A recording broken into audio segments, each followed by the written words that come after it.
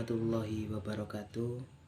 Perkenalkan, nama saya Alvin Yunian Firdaus dari kelas 11 Atu 1. Di sini saya akan menjelaskan tentang sejarah pendudukan Jepang di Indonesia. Latar belakang pendudukan Jepang di Indonesia tidak terlepas dari adanya mencari keuntungan, mencari sumber daya. Hal ini masih berkaitan dengan adanya Perang Dunia II.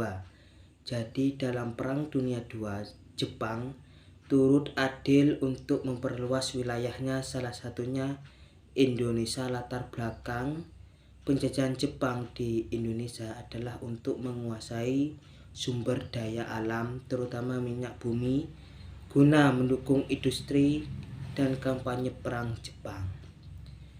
2. Berkaitan adanya beberapa dampak penjajahan Jepang yang terdapat di berbagai bidang. 1. Bidang politik. Penjajahan Jepang mengakhiri pemerintah kolonial Belanda di Indonesia. Hal ini membuat perasaan nasionalisme bangsa Indonesia kala itu menjadi semakin kuat. 2. Bidang sosial dan budaya. Penjajahan Jepang memberikan ruang bagi perkembangan paham nasional di Indonesia.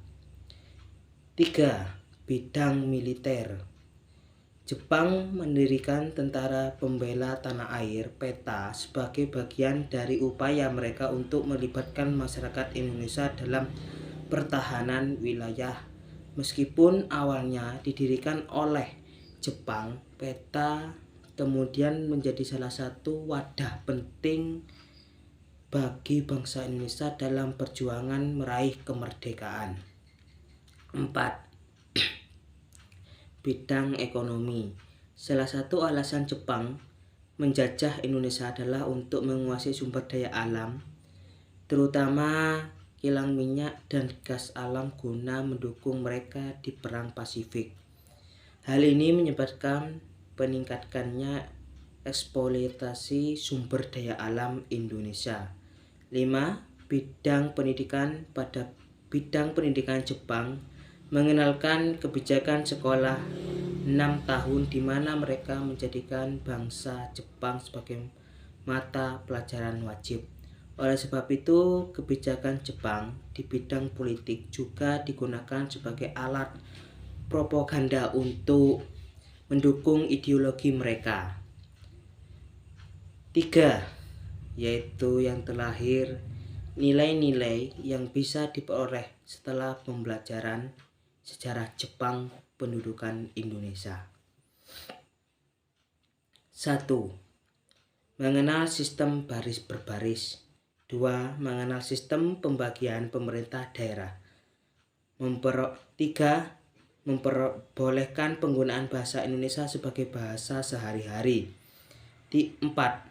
Membentuk militer Indonesia yang kuat. 5. Menghapus